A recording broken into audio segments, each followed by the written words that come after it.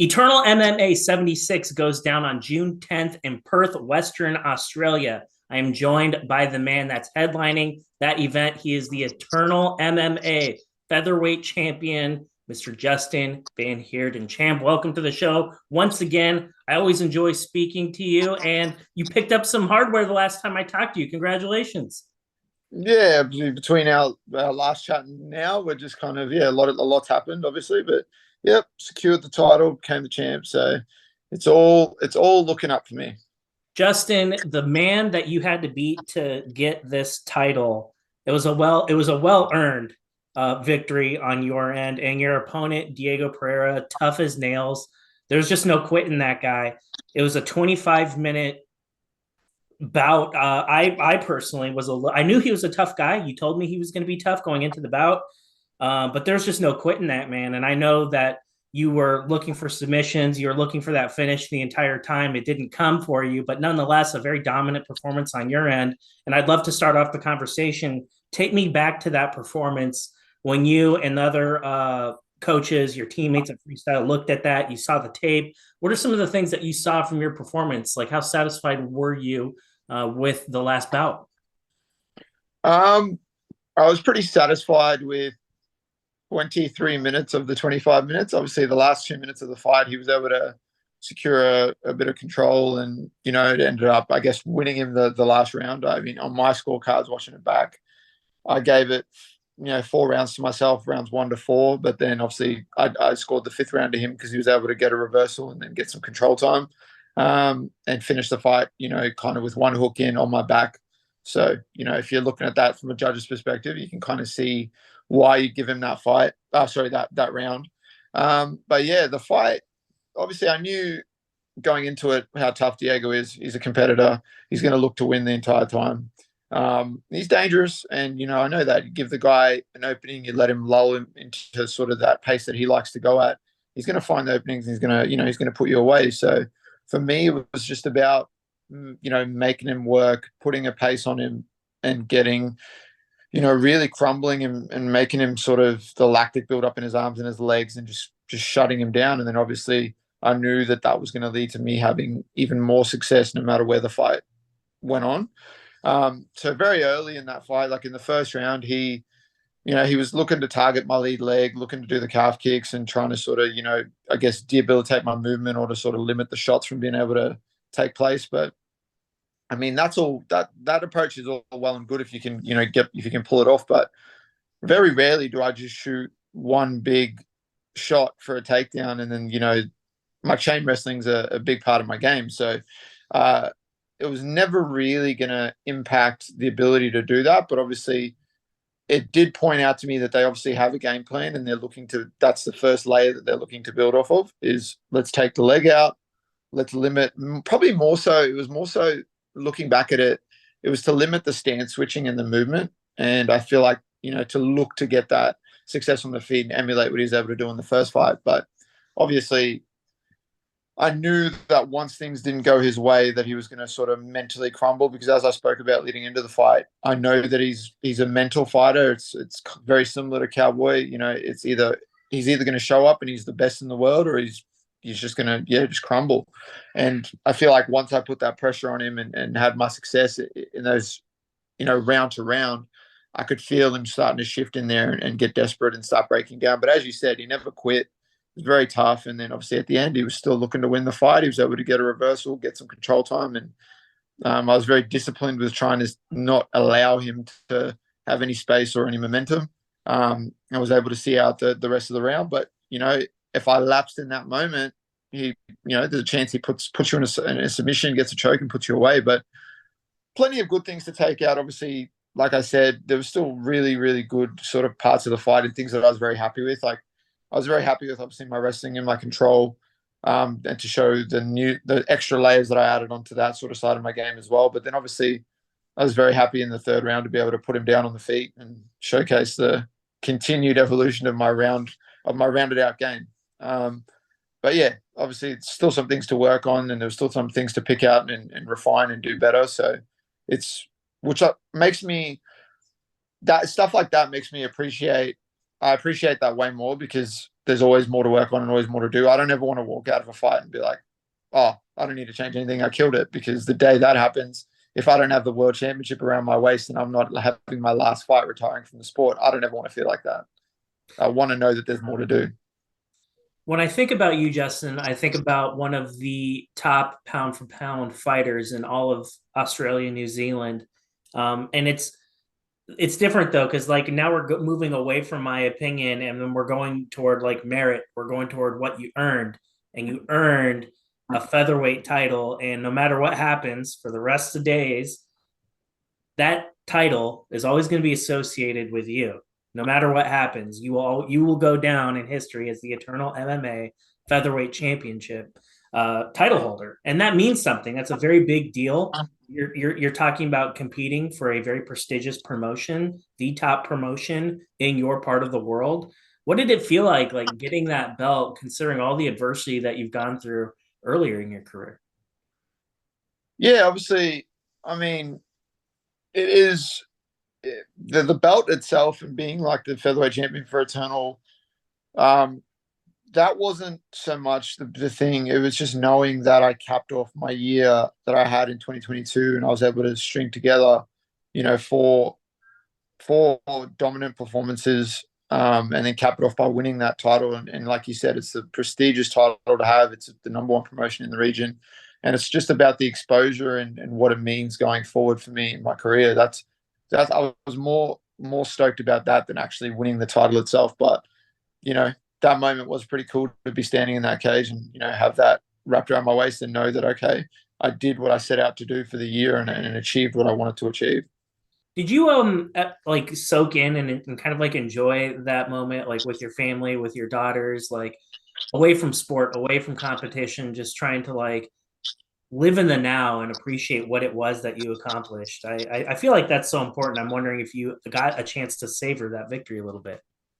I mean, yes and no. Like throughout the year, I was just because I was fighting so often back to back, and it was just on to the next sort of thing. I didn't really stop and smell the roses throughout the year, but it was that was a nice time sort of to come back after that fight, enjoy Christmas, and just spend time with my daughter and kind of just soak in the fact that I did those things and achieved those things. Because at the end of the day, right, that's my main motivation is to set an example for her so she can understand that whatever she's going to follow and be passionate about or want to pursue, if you want to do that and you put everything into it, you can. It doesn't matter. So the more I continue to go out there and set that example, that's going to be good enough for me when it's all said and done.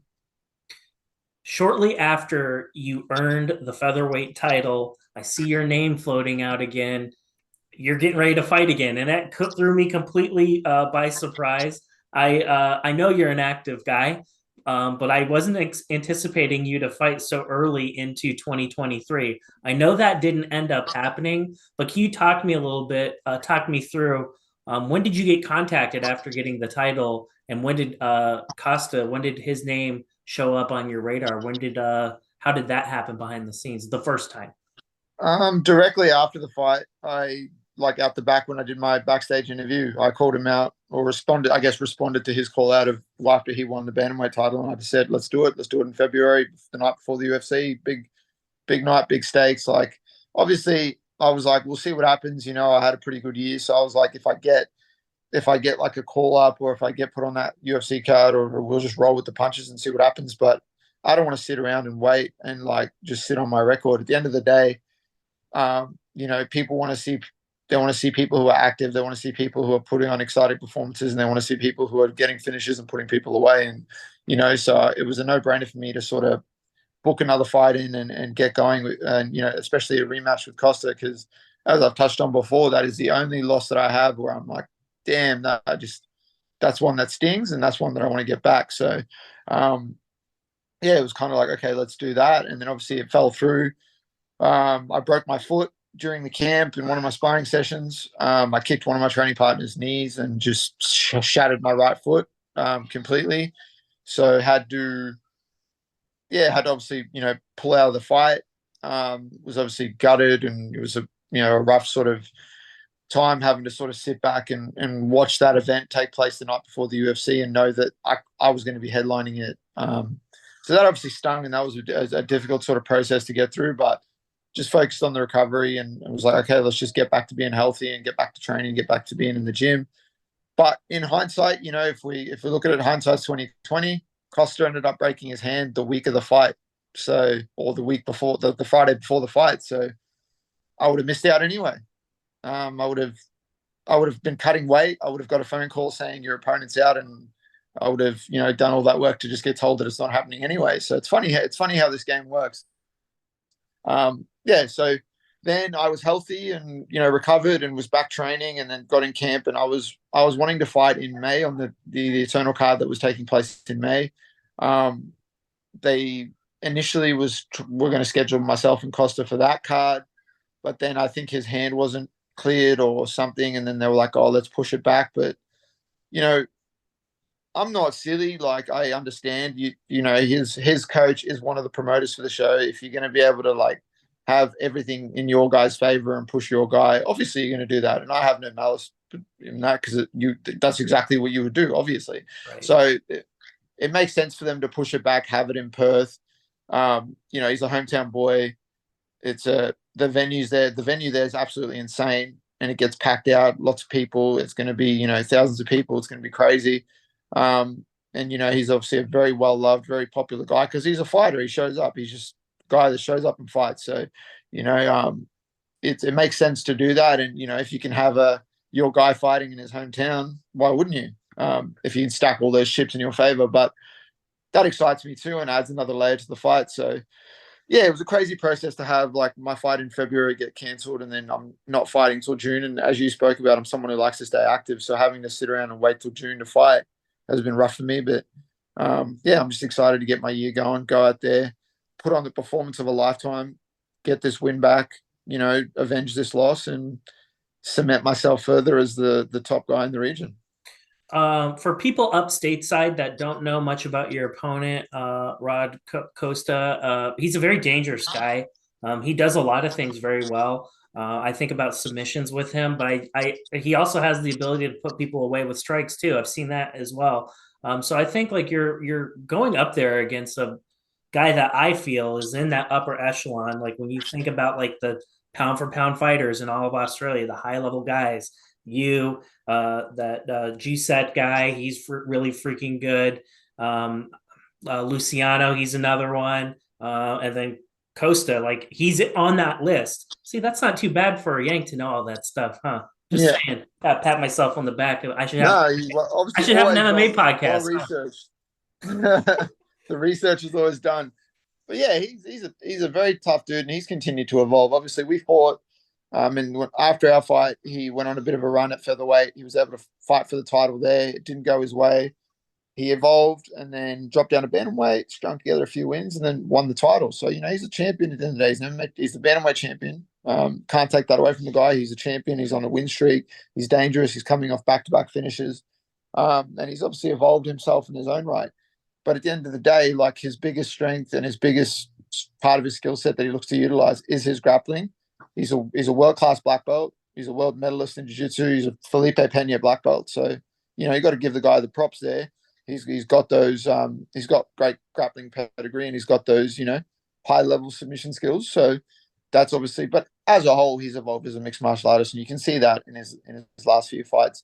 So I'm excited because I'm getting in there, and I'm obviously having a rematch with this guy, but I know that, he's evolved as a fighter. I've obviously evolved as a fighter. So that part of it excites me because it's like, I know I'm fighting the best Rod Costa that there's ever been. So when I go out there and beat him and put him away, I can hold my head up high and have another feather in my cap and know I'll beat another top guy.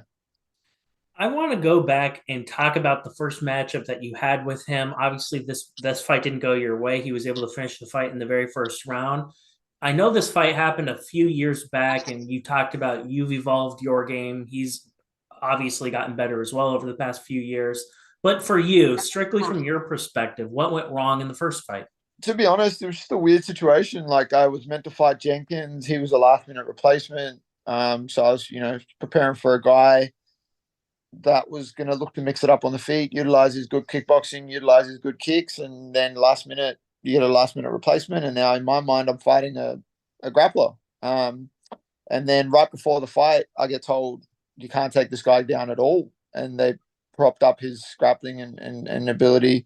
And obviously, he's got, like I said, he's got great jiu-jitsu, but it's an MMA fight. It's not a jiu-jitsu match. So going into the fight, I completely removed my, like right before walking out, I completely removed the wrestling from my mind. I was like, I'm not going to wrestle at all. And that's one of my biggest weapons. It was stupid of me to do that. Um, which isn't an excuse. Rod just found that, like you said, he found the success. He was able to clip me on the feet and then follow up and finish the fight. But yeah, it was just, and the bigger layer on top of that was just I didn't have my coaches with me. Obviously, I didn't have Joe and Alex with me in that because obviously they were stuck overseas at the time because there was the COVID stuff happening. They were filming Ultimate Fighter. Everything went pear shaped on that end. So, my first two fights on the freestyle banner, I didn't have my coaches in my corner. So that was another sort of missing component, I guess, because they would have given me after I got clipped in the fight. They would have been able to give me the adjustments to make, and then I myself could have got out of my own way and gone, okay, well, let's utilize your entire skill set, but yeah, that was just sort of looking at that. That's what went wrong for me. I just didn't utilize my full skill set, and I kind of got lazy with my distance, got lazy with my range, and paid the price. Got clipped with wearing little 4-ounce gloves. If you get silly and don't get yourself out of the way, anyone can put a punch on land a punch on your chin and put you down. So, and he was able to do that. Obviously, he capitalized on my mistakes and was able to put me away. So, yeah, and then that's something that I looked at and went, okay, if this fight ever happens, or if it's something that we can run back at some point, I want to. It's going to excite me to showcase that it's going to be a completely different fight in this time round. That's not going to happen because I'm going to show up. I'm going to utilize my full skill set.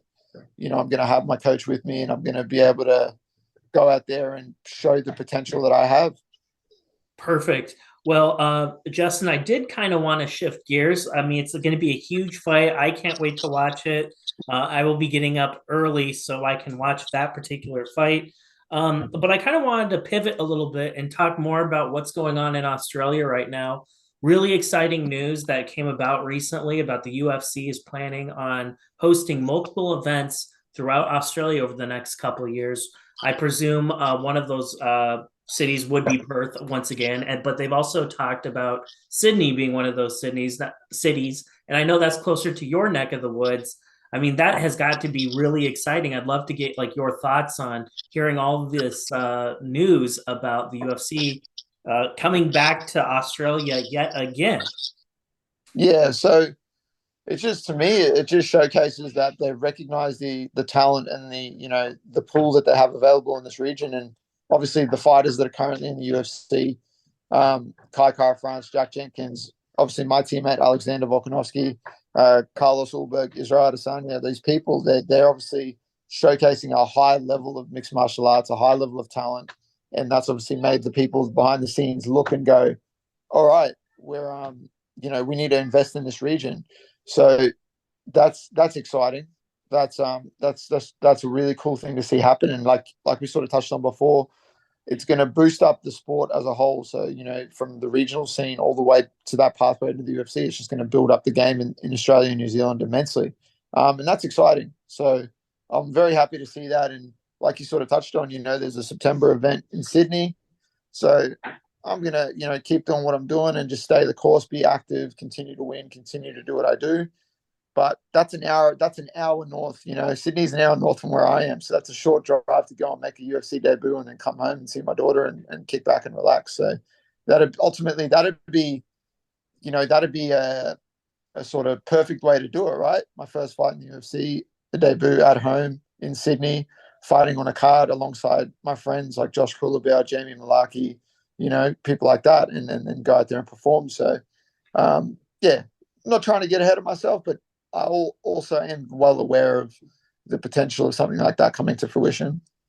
It's also an interesting, maybe dilemma is the right word, in the sense that you are the Aussie featherweight champion, and like that means something, right? As particularly for promotion like Eternal MMA, like the shot callers in the UFC, they know who you are. And every once in a while, I'll stumble across an article that has your name in it, and it says these are the guys that are really close to getting like called up. And I see your name show up in the media, every 4 or 5 months, but now it's happening with more and more frequency. You're on that radar, and in the back of your mind, like, does it kind of like how do you like deal with that like mentally? Because in the back of your mind, like you can't rest in your laurels. Yes, it's one thing you have to prepare for this fight, but knowing that you are on that radar and knowing that at any time on any week, depending on what's going on, they may need somebody who can make the weight. And you're the type of guy that they're going to be calling. And does that like add more pressure to you, like mentally, when you think about it sometimes? Nah, not at all. Pressure's a funny thing because I think people pressure is one of those things that it's an individualized experience for each person, and they are the ones that contribute to how much it affects them. Mm. I just relish it and enjoy the fact that I am in the position that I'm in, and that's what excites me. I like knowing that that I'm going out there to perform, and it's high stakes and high reward. And this fight again, like I touched on this as well, but like I'm the one taking all the risk in this fight. Rod's not taking any risk. He's the bantamweight champ moving up to fight me. If he loses, okay, he just goes back down, defends his bantamweight title a couple of times, and gets himself right back to, where he needs to be. And he's still at the top of that division, and he's still, like you said, one of the pound for pound guys in the region. I'm the one that's taking all the risk, putting everything on the line. I'm putting my win streak on the line. I'm putting my belt on the line. But that's what separates me from everyone else, and that's what continues to make me the person, like you said, that's undeniably number one in the region. And that's from the example that someone like Alex is setting for me, and someone like that I get to share the mats with and see how he approaches the sport and approaches the game. Like, I just want to be active. I want to fight the best people, and I want to continue to look for these challenges and these tests. I don't want to sit around and wait. Obviously, it'd be perfect after this fight to get a phone call and then to go, okay, we want you and you're in. But at the same time, I'm not going to sit around and wait for something like that. I'm going to go out there, perform, put Costa away, and then look to fight the next person that's in line. And there's already a guy waiting, so I'll be more than happy to have a turnaround and fight someone like Abdallah Biata, who's a clear number one contender in my division. I would love to see it. And Justin, I want to give you the final word. If there's anyone that you would like to thank, if there are any companies or sponsors that you need to talk about before I let you go this afternoon, I'd love for you to have that opportunity. Man, the big first and foremost just be my team and coaches at Freestyle, my family, my daughter. That's the biggest part of my sort of motivation, my drive, and the person that I want to continue to make proud and set an example for. And then just a couple of good sponsors that I have behind me, like CMBT, Eddie's Barbershop, Baymet Performance, the Fight Dietitian. These are the people that have taken an interest in my career and helping, to support me and sort of get me to continue to put on these exciting performances. So, but yeah, I'm just stoked. And like you said, I'm stoked to be part of, freestyle and fighting alongside the team that I have, and looking at the example that my teammates and the people I get exposed to are continuing to set. Like, someone like my teammate Amina Hedaya, who just fought in UAE Warriors, she's easily probably the most active fighter in the region, if not the most active fighter in the world. She's always fighting and out there flying the flag for us. So I look at the examples like the people like that, my teammates set for me, and the stuff that they're doing, and it motivates me and excites me. So, but I'm very thankful. I'm very thankful for the support I have around me and but the people close to me. And yeah, that's really it. I'm going to continue to look to do what I do and make those people proud. One final question. We aren't done yet. I want to talk about Chelsea Hackett. She's going to be fighting in PFL later this summer. Well, my summer, your fall. Yeah. It's been a minute since we've seen her up here. What is she looking like right now? And like, what are some of the things that you're seeing out of her lately? She's obviously evolved immensely, even though she hasn't fought for a long time since the Contender Series. But she's rounded out her game completely, and the areas that she lacked in that fight, or where she was kind of didn't have the success or was struggling, she's refining those and has improved immensely. So I'm excited. I'm excited to see her finally get a shot at a big promotion. I'm excited to see her sort of slot into that division. And at the end of the day, no matter what happens as the fight plays out, for as long, even though she's improved in the wrestling and the grappling immensely, and she's a well-rounded mixed martial artist now, in my opinion. At the end of the day, as long as that, for as long as the fight's on the feet, you're in fucking trouble. At any moment, you're in trouble. She hits very hard. She's very, very, very talented on the feet. So, yeah, it's going to be interesting to see how she can utilize her skills and slot into that PFL flyweight division, and hopefully we'll be having a chat again, and then she might be have a gold belt around her waist and be rocking around with $1 million check in her hand. It's certainly a possibility. People up stateside don't know who she is yet. They might recall the Contender Series fight, but I knew that there was more to her than that, and I was really happy I had the opportunity to sit down with her earlier. I guess it was last year. I think it was last year. Anyway, Yeah. but anyway, in any event, really exciting, and I'm sure you have so many other people in your gym. I'm definitely looking forward to meeting, particularly some of the younger ones, the amateur fighters. We'll talk offline. I'd love to know who some of those guys are. But Justin, as always, I'm very appreciative of your time, and thank you for spending some of your afternoon with me, sir. Thank you.